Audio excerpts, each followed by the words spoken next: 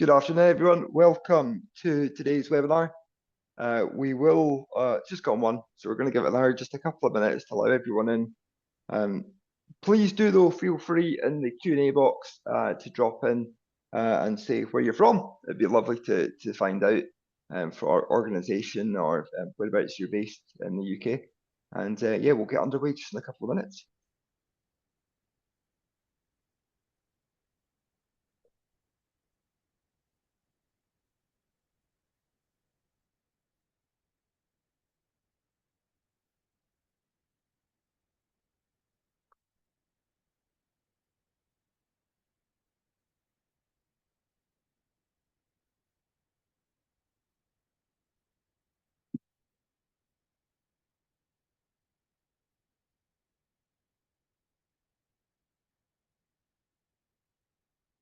I am just seeing several of the AbilityNet volunteers. Welcome. And also, good afternoon to Jen, joining us from Philadelphia. So you're very welcome. I really appreciate lots and lots of different areas. London, Pennsylvania. Wow, okay. So it's great, superb. So you're all very, very welcome. We'll just get underway just in a few moments, and then we'll be kicking off. And Heather, lovely to see you from Family Fund, based in New York. Great. Glasgow too. Wonderful. Big spread of areas today, which makes it great. So I think we're 102. The numbers are steadying off.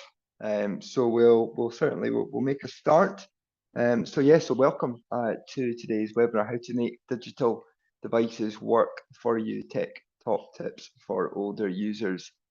Here from AbilityNet in partnership with a BT Group. So before we start, we're just going to go through a little bit of housekeeping with you. And we've also got live captions provided by Patricia. Thank you, from My Clear Text. You can turn on the captions using the CC option on the control panel, and additional captions available from the link shown on screen at streamtext.net, second link down. You can download the slides if you wish from our website at abilitynet.org.uk/digital devices. And if you've got any technical issues or you need to leave early, don't worry, you'll receive an email within the next week sharing the recording, transcript and slides. Depending on how you join the webinar, you'll find a Q&A window if you want to ask it. As any questions, do drop those in the area below. And finally, we've got a feedback survey for today, and you'll be directed to at the end. So please do complete that if you're able. It just helps us going forward. So for those who aren't yet familiar with AbilityNet, we are now more than 25 years old, and we're a charity that supports older people and disabled people living with any disability or impairment to use technology to achieve their goals at home, at work and in education. We do this by providing specialist accessibility testing and training and free information like our fact sheets and, of course, today's webinar. And we say we've got lots of great webinars on our website that we've done in the past. Please do have a look at that when you get a chance. And firstly, before we kick off into the main content, happy Volunteers Week. I'm delighted you could join us today. It's wonderful. And here are just a couple of recent comments about some of our wonderful volunteers who want to highlight ahead of the main content today, which will largely be provided by some more of our talented volunteers.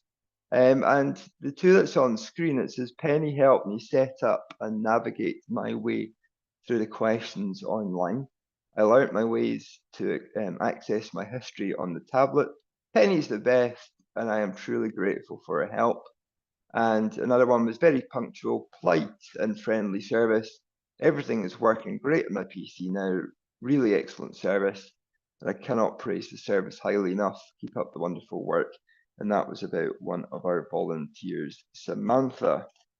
So thank you to Penny and to Samantha for the amazing work that they do. So today discussing how you can make your devices suit your needs with some simple tweaks, and I mean very simple, and using examples from our wonderful volunteers. We've got 3 of our volunteers joining us today. And I'm going to ask them to introduce themselves. So Darren, we'll start with you, please. Yeah, hi everyone. My name's Darren Foxall. I'm a tech volunteer nearly 3 years now, and also I'm the Lincolnshire and Cambridgeshire coordinator for AbilityNet. I actually work for a company called Capgemini. I'm a program manager working in IT, and I've always wanted to give something back to my community. I'm no good at DIY or anything like that. So basically, when I found AbilityNet through Capgemini, I decided I can help start giving back. So I really enjoy it. Love giving back to people, helping people with all their difficulties in IT, and get that fuzzy feeling when things go well. That's me. Thanks, Darren. Edgar? Yeah, my name is Edgar Balfour. I live in Orkney, which is a small island off the north of Scotland. Some of you might ken where it is, but some of you might not.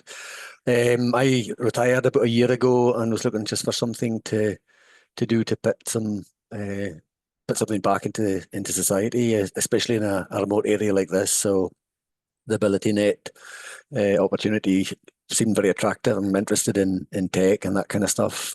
So I've just recently started doing it, less than a year's experience. So I haven't had a massive number of folk that I've had to visit, but as Darren said there, it's a great feeling when you manage to help somebody sort out a problem that they've been having for a wee while. So that's me.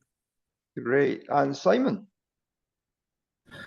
Hi everyone. Hi there. Yeah, I'm Simon. I'm based in Liverpool here in the northwest. I've been volunteering with AbilityNet probably about I would say nearly 2 years now, which has been really great, really rewarding.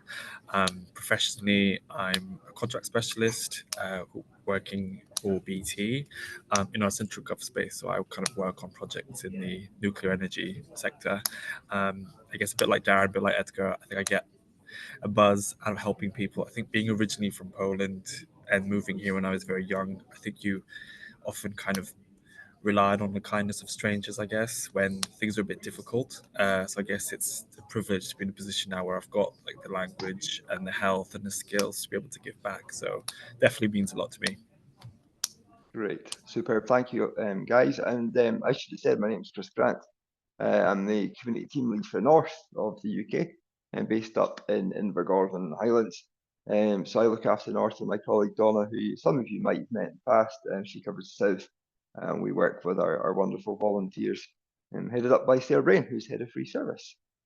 So without further ado, I think just before we kick off, as I say, and ask for the advice and information from the team, I'm going to start with a quick poll just to find out a bit more about why you're here today. So we've got a poll that is just appearing on screen. And what we'd like you to tell us is, how do you usually learn new tech skills? So is it from friends and family help you? I watch videos or read guides. I attend classes or webinars. I try and figure it out myself. I don't usually try to learn new tech, or not applicable. So we could say we'll give you about 1 minute roughly, and then we'll close that poll down.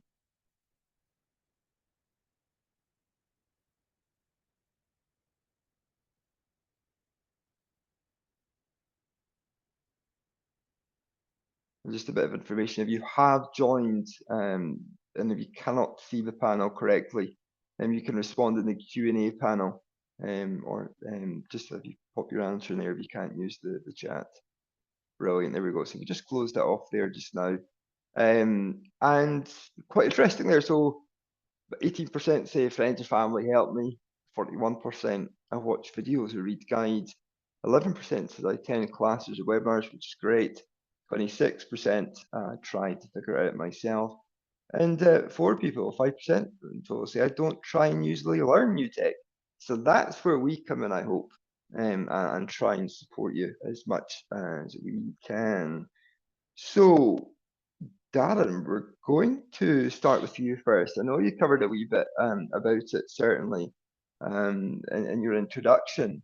Can we want to kind of find out a wee bit more about your story? So Tell us a wee bit about kind of how you became involved with AbilityNet, and an example of an issue I would say with one of your older clients has raised with you about tech, then the steps that you've kind of taken to help them overcome it, and that attendees could try it themselves. And I just want to highlight something, in fact, sorry, Darren, before we do that. Darren took it on himself to run this wonderful drop in the picture that's demonstrated in a GP surgery. But I'll let Darren talk to you about it, but take my hat off to you, Darren, excellent. But Darren, I'll hand over to you. Yeah, so I got involved in, I've already said, I got involved in AbilityNet through my company, Capgemini, who AbilityNet sort of partnered with. They were looking for people to come on board. And as I said before, it was the only way I could give back in my skill set. So that's what I decided to do, and I've loved it. And yes, I have taken things on myself, like the IT surgery. It's actually two. I live in Bourne, Lincolnshire, and there's two surgeries near me.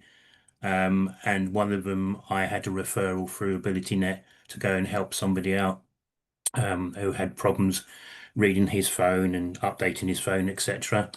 And basically, when I said to the surgery who organised this, the coordinator, I said, "Do you want me to set up some IT surgeries with you?" And they snapped my arm off because they get a lot of people coming to them saying, "I need help with the NHS app. I need help with all sorts of IT. Do you know anyone that can do this?" And they have been struggling to find somebody. And now I've got a good partnership with them where I go every 3 months and do a surgery. And I also offer this to the other surgery in Bourne. And again, I go there every 3 months.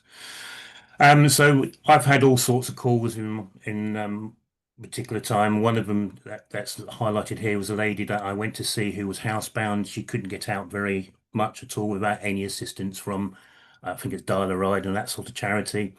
And she was getting concerned that she had to rely on other people to do her shopping, and she wanted to be more independent.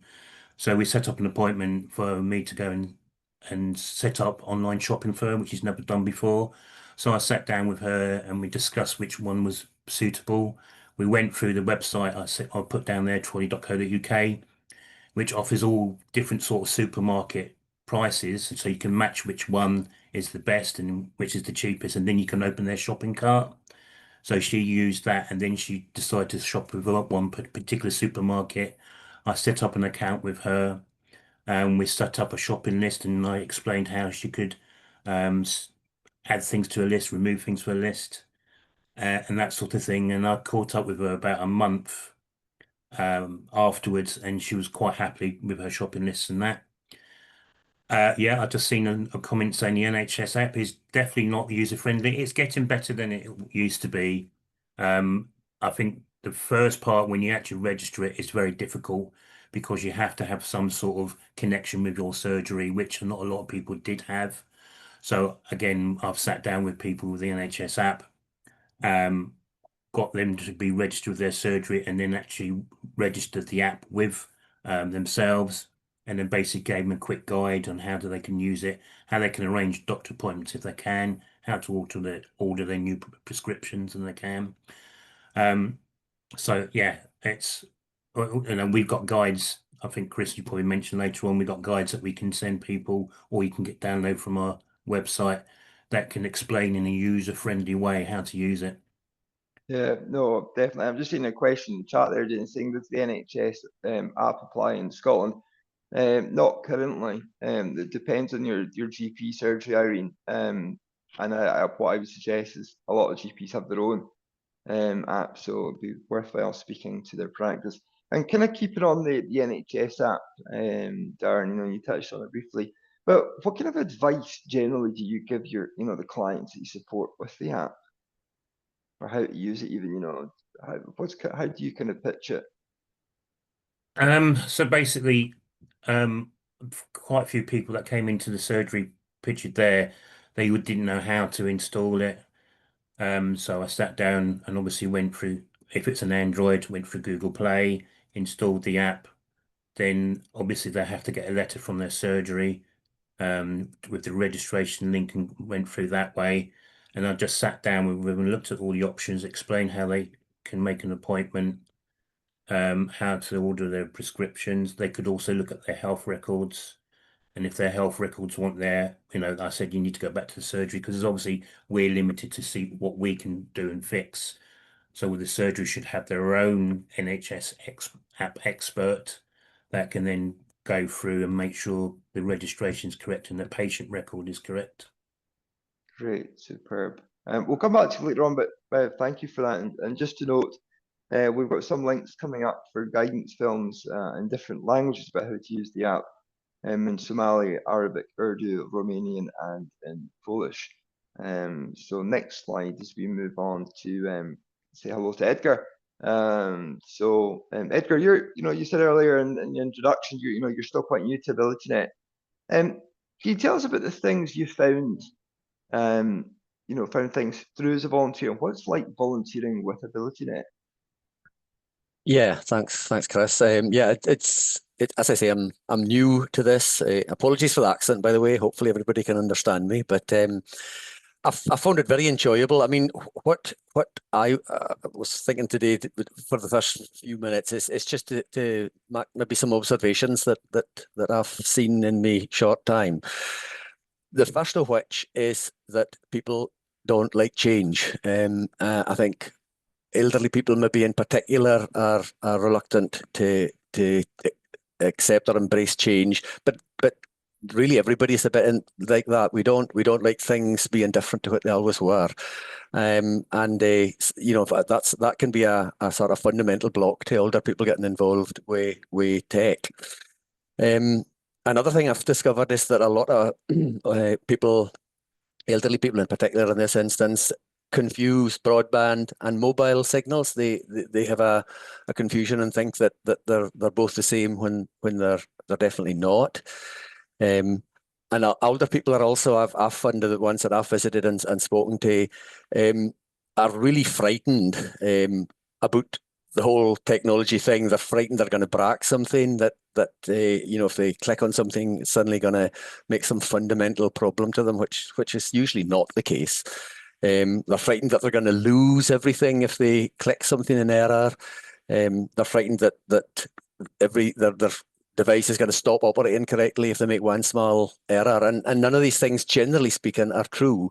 If you're being scammed or whatever, it's usually quite a few things you have to do before you're in any danger of causing yourself a major problem. So it's kind of trying to put folk at ease during the first sort of conversations you're having with people. I think is very important. Yeah. Sorry, fire on. Another thing I've found that often older people are completely unaware of the price that they're paying for their service and what they're getting for that price. As I say, in the short time I've been on board with AbilityNet, I've found people paying for services that are clearly not suitable to what they want or need or expect, and paying quite heavily over the odds for it. They're often no sure what they're getting or what they're paying or how much they're paying, which obviously, when times are tough for people, then that's a concern. So I'm able to help them along that track as well. So I think that when I go in to see somebody, and it's soon simple, but the first thing that I try to find out for them is what they want to get from their tech. And that, maybe when you say it, sounds like a very straightforward sort of thing and should be easy to put them out. But generally speaking, it's not. If you ask folk what they want, they're sometimes not really that sure. They just ken that broadband's a thing and they probably should be on it, but they're not really sure about what they want to get from it. Is it email? Is it some specific apps for some pastime they're interested in? Is it catch-up TV? What is it they're looking for? And once you can get that understood yourself, then hopefully you can explain to them the way that you can achieve that and the various options that might be open to them to do that, to achieve what they're wanting, rather than just blitzing them with a whole lot of stuff that might not be appropriate or applicable to them. Yeah, I've seen obviously the 3 in action, and I was up in Orkney earlier this year, a couple of times in fact. And I have to say, the way that, and I'm not just saying it because they're AbilityNet volunteers, but the way I've seen volunteers support people is remarkable. and it helps people. And it was funny, and we'll touch on it a little bit later about the road shows that we've been doing. And people coming in to see Edgar or see us, and they're automatically, oh yeah, we know Edgar. So it's actually nice to, when you know in the community that you've got that bit of reassurance, like you can go and support someone, but they know you already. But even if you don't get to, you don't know them, it's quite, would you say it's quite easy to get to know someone and almost make them feel at ease? Yeah, I think so. I think that's really key in the volunteer role that we're doing, that we're all doing. Is I mean, Orkney is a a small place. It's a small island, and not most folk, but you will know a lot of people, or a lot of people will either know you or know of you. So when they come into these kind of things, there is a kind of degree of familiarity that a smaller community delivers, which this makes things easier. There's less intimidation, I think, attached to that.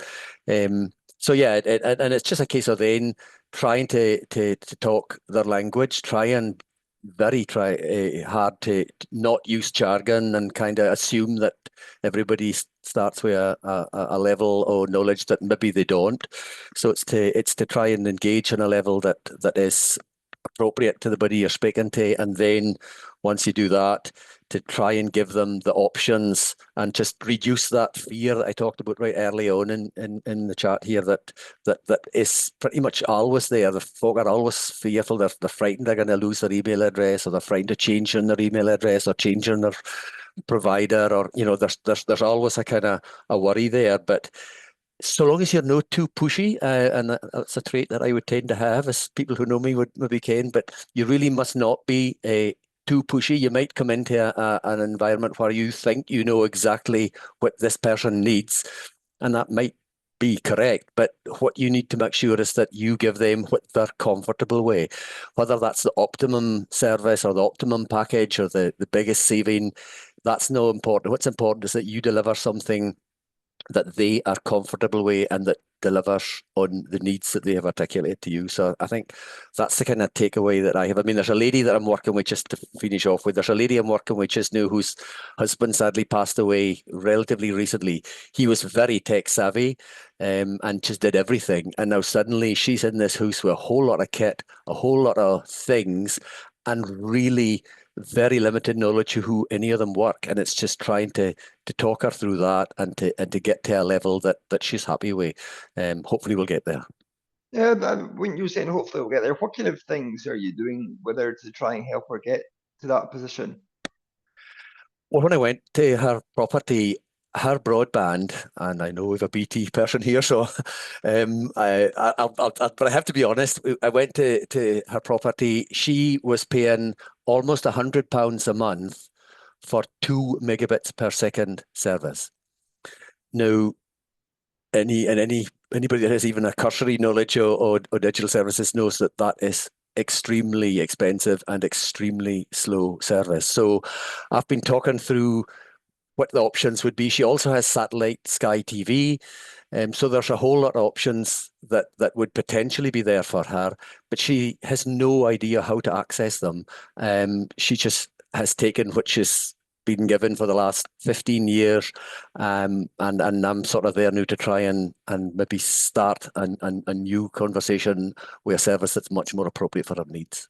Okay. Yeah, and also to flip that on its side too, though, that we do obviously have a really good working relationship with BT Group, and when we do have clients who sometimes we can't support, we can refer into BT and we get the support. So I think it's the same with the provider, to make sure you're saying about you're the client you're supporting, but actually I think equally too it's important to say that the support is there. That's what we do, and we can try and break into that kind of conversation to have with people. So I appreciate the comment on that side, Edgar. But yeah, and to say, and Edgar, obviously you've been helping out at the BT Group's Digital Voice Roadshows, advising people how to cope with the switchovers. I'm just going to ask you one hint and tip you would say.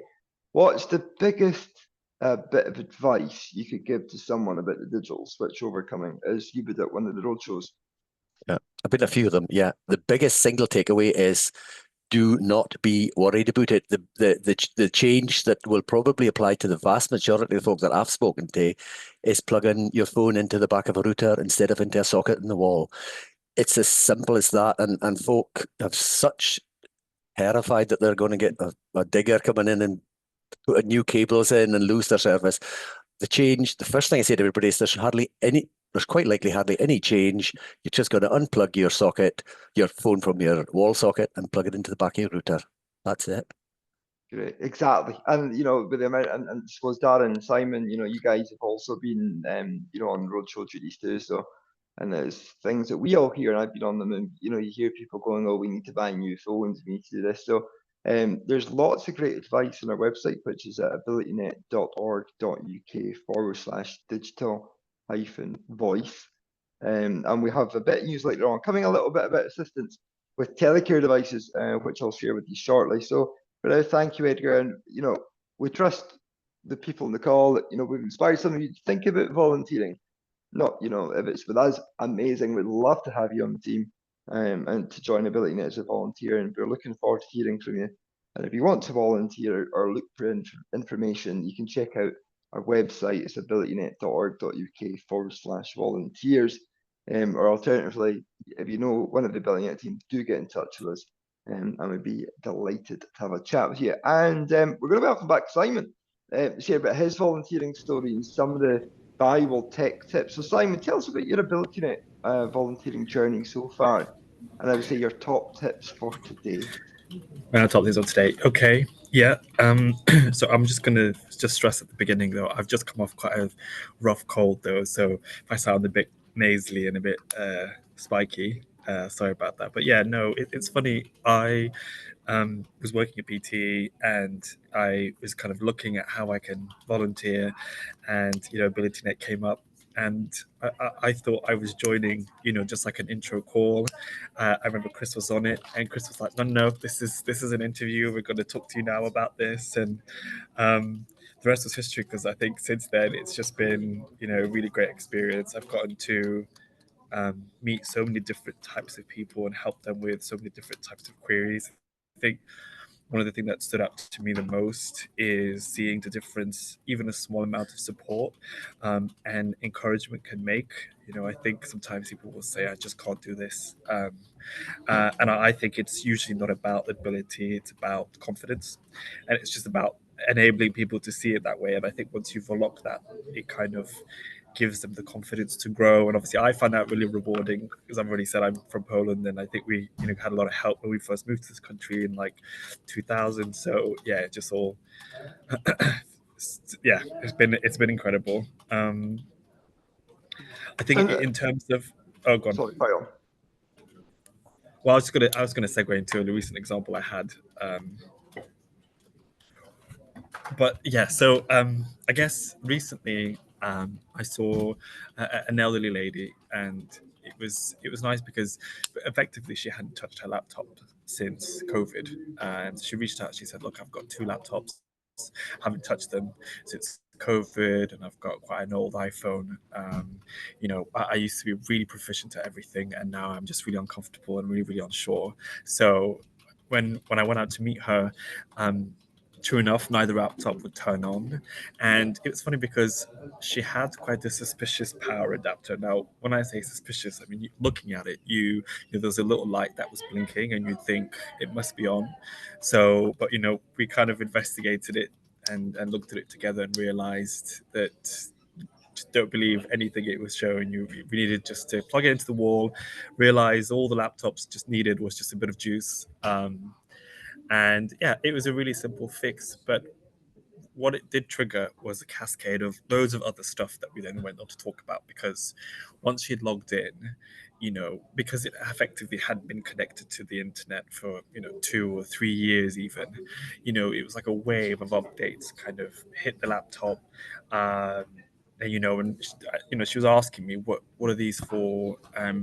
What shall I do about this? And I think what was I think for me, I'm just sort of regularly used to seeing them, so it made sense. But I think I wanted to explain why these types of updates mattered. So first of all, it's normal when you haven't used the device for a while or when it's new that it's going to update. But it's good because if there's a security flaw, those types of updates can help you fix that. They often help your device run smoother and faster. They can make sure that all the different apps in your laptop work, and I don't think maybe everybody fully understands that. I think they just see it, something downloading and not sure where it's coming from. But there was quite a lot. But once that had basically come through, it kind of started to really make a difference. And I would say if you've got a device or even an iPhone and you're not sure, for example, if you're using the up-to-date software, normally, if you can get into your settings and check for something like software update or update and security or anything like that, you can usually set it, and it will tell you kind of if you are using the latest version. And there's often even an option to let it do it automatically, so you can almost just do it once and then your device works for you because you've set it and that's it. So that was useful, and then I think that just kind of inspired me to keep looking at all the different other elements. So we then looked to see, does she have the right antivirus software? And I feel like this could be a bit of a minefield in and of its own because, yeah, there will be different types of software out there.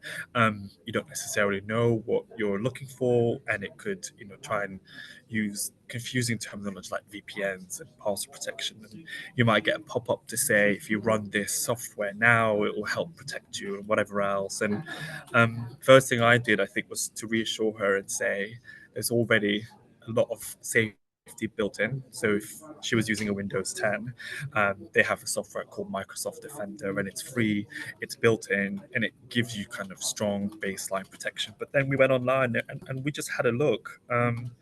And in terms of how to choose software like that, I would say stick to well-known brands. If you haven't heard of it, then maybe don't touch it, or ask a friend or a relative to help. If you are interested in particular features, I would say definitely focus on ease of use. If it looks complicated, then you've got to press lots of different buttons, I would avoid it. Avoid any kind of free scan pop-ups, like I said, like anything that can kind of lead to scams and that kind of thing. And yeah, it's pretty straightforward. I think once you've picked one, don't download it from an ad. Make sure you've downloaded it from the software that you purchased it. Typically there will be like a setup wizard that will help you work through it. And when I did that with this lady here, I sort of took a step back, and it was just kind of there to support her, but I wanted her to see that these steps typically are quite clear.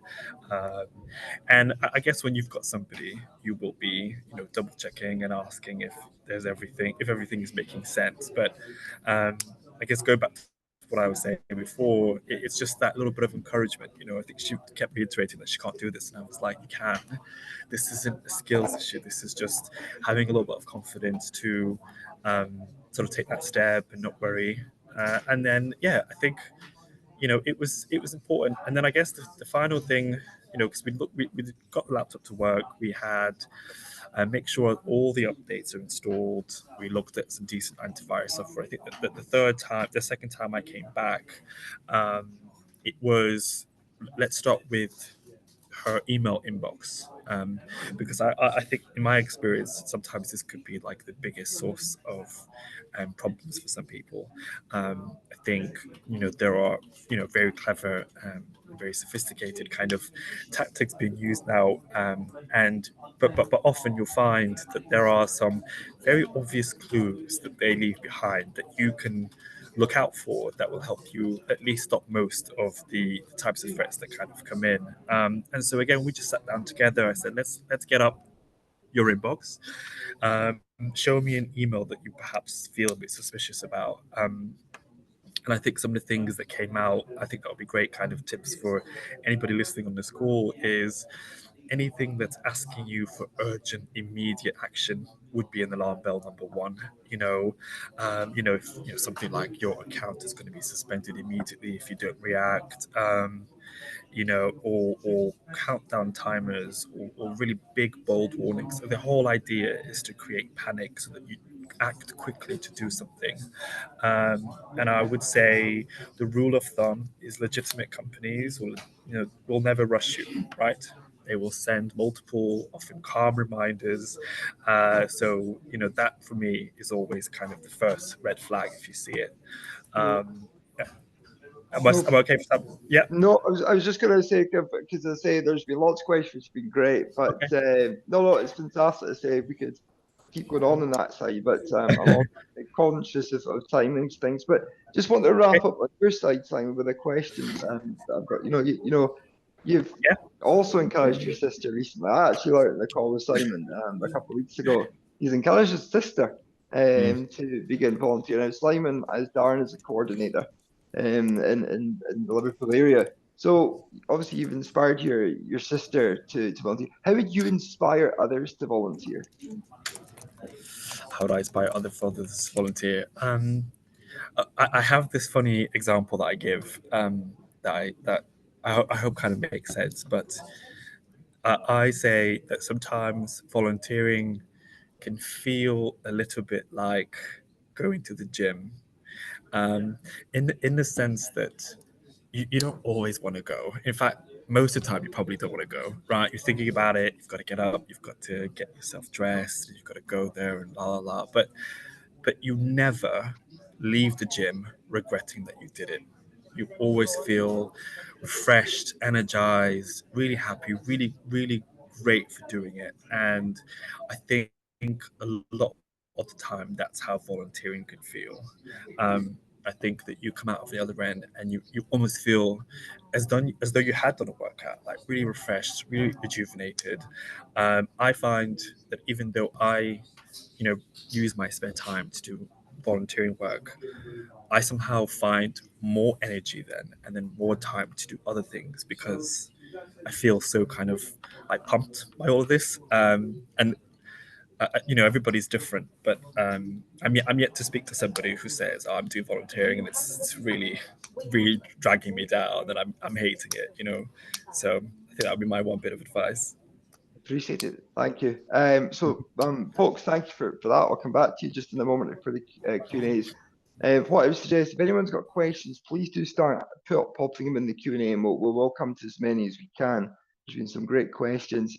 So here's just on the slide, just a couple of free resources from AbilityNet covering some of the topics that we've already discussed in our chat. So external videos you might wish to watch himself or to share about using the NHS app and say Somali, Arabic, Urdu, Romanian and Polish. And just a quick reminder, you can access all of the slides to the links that we're discussing via our webinar page at abilitynet.org.uk/digital devices. And the recording will be added to the page after this broadcast. Next slide, please, if you can.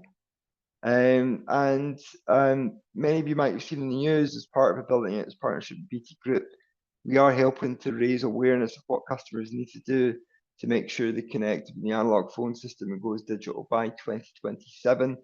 And BT's digital voice campaign helps to educate and reassure users what to do. And just announced this week on the 2nd, the UK government is supporting a major new campaign to help telecare users ahead of the switchover with the expectation that it reaches millions of vulnerable telecare users and their families over the coming months. And anyone with a telecare device is urged to contact the provider as soon as possible, and the provider will help to make sure their healthcare alarm keeps working throughout the switchovers. And customers of all major landline providers can find contact information, help and support at www.digitalphoneswitchover.com. And next slide, please. And as part of AbilityNet's partnership with BT Group, to help older people and disabled adults master the world, the digital world, should I say, free in-person digital sessions to older people and disabled adults are available in London, Birmingham, Glasgow, Edinburgh, the east coast of Scotland, Stoke, Preston, Brighton and Hove, and Sussex, Newcastle, Cardiff, and surrounding areas. I actually see we've got one of our name checker, one of our wonderful trainers, Lucy, is one of the attendees this afternoon, is based in Wales, and the team are wonderful, like our volunteers. So please do consider registering for these sessions at abilitynet.org.uk/BT Digital Skills. You can explore the sessions we offer online, or to ask training on topics including staying safe online, using your phone or tablet, using social media, booking a GP appointment, banking online, and so much more. So do get in touch today.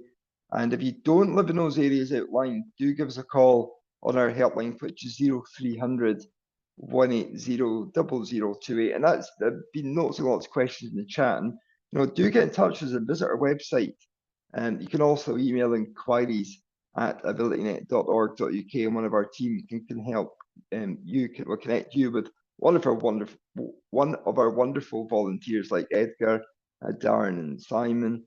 So do get in touch with us in that respect, and all of the said information will be shared with you in the follow-up email that you receive. So we're going to go on to questions. I only know we've got a couple of minutes, and actually before we do that, let's go back, sorry, previous slide, to the bite-sized videos. On our website, you will find bite-sized videos. They are absolutely great, again, on our YouTube channel. So things like Ringo, using QR codes, video calling, an introduction to AI, and staying safe online. So go onto YouTube, have a look at AbilityNet, and then you'll find them there. And question-wise, I'm going to fit in three of the questions I'll take live. I'm just going to pick up a couple. The rest we can certainly pick up offline with you. Someone was asking about, Mary asking about a list of roadshows of these events. There is a list that's on the BT Group's website. And Mary, again, if you wouldn't mind getting in touch with us, and I can certainly drop you an email or find out where you're based, and we'll locate you with your one that's closest to you. But Darren, I'm going to come to you first and ask you, so I was asking, can you have a, no, please, can you have a thing, ignore me on that one, type of Microsoft Office 365 would you recommend? And that's coming from Loretto. Oh, let's put me on the spot, isn't it? Well, there is many versions. There's a light version which for people who just want a single license because it can be expensive. I think there's a light version which only has the simplest apps because you don't need the full suite, which can be quite expensive. Just need to know a bit more what that lady or gentleman wants to use it for, really. So probably best to log a ticket with us, and we can get a volunteer to talk it through with them, because it depends on their needs, really. If they just want to use it for email, then I wouldn't even go that way. I would probably use a free email client. Or if they want to use Word and Excel and they're a bit more savvy, then we can discuss a light license which you can obtain. Yeah, and again, as Darren says, Loretto, please do give our helpline a call, and we'll put you in touch with one of the team, and get that answered for you. I suppose everyone's different with each request, so do get in touch. Other than that, Simon, I'm going to come to you, and I should have said too, we do have a disability consultant within the team, Lizzie Green.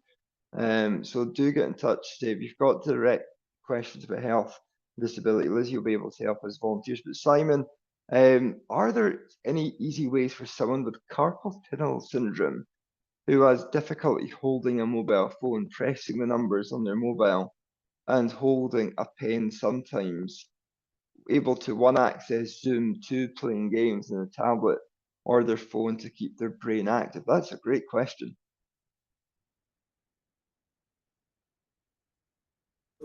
Sorry, you cut off just for a little bit. So was the question just top tips or any advice on somebody who any has? advice on that? That's let me have a wrap my brain a little bit on that one. I think depending on what device you have, I don't know. For example, if you have a tablet, I would say maybe a stylus would be something that might help, but you can enable voice commands a lot of the time on these types of devices. I think that could definitely help. I'm sure that the iPhone are now using eye recognition software, so you can navigate the software using the way you move your eyes. That's the most articulate way of putting it. Okay. And That's probably more for Lizzie, I would say, than Simon, yeah. Or certainly to get in touch with the helpline. I think we can definitely look at some robust advice if we had a bit more context, and we could probably talk about it together. Yeah. So again, please get in touch for a helpline. So just to repeat that number, 0300 180 0028. And Edgar, coming to you briefly, are there any specific support for people with memory difficulties and navigation that you would suggest? Above my pay grade, that one, Chris. I have to say, I couldn't answer that question. I don't know. It's the straightforward answer to that. Okay. Again, as I say, there's been lots of great questions on that side, but please do get in touch with us on our helpline. And I think just seeing the time, I think it's we're gonna have to wrap up. Over 45 minutes is gone. So I just kind of want to say thank you to Simon, to Darren, to Edgar for their time, and to our wonderful volunteers. Just amazing the work they do, really inspirational. So thank you. To Patricia with my clear text today, really appreciate your help. And to my awesome colleagues joining us, Nicole Kelly and Mark from the marketing team for helping out in the background. And also to Annie, who's not here today, to help us put this session together today. So thank you to Annie. Finally, just a wee bit of information that might be of interest. As mentioned,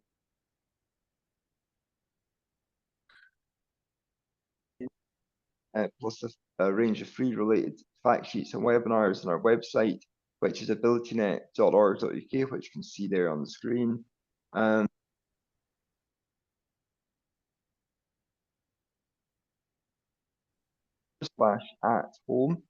And if you'd like to become a volunteer, find out more about volunteering with us, please do so by visiting our website.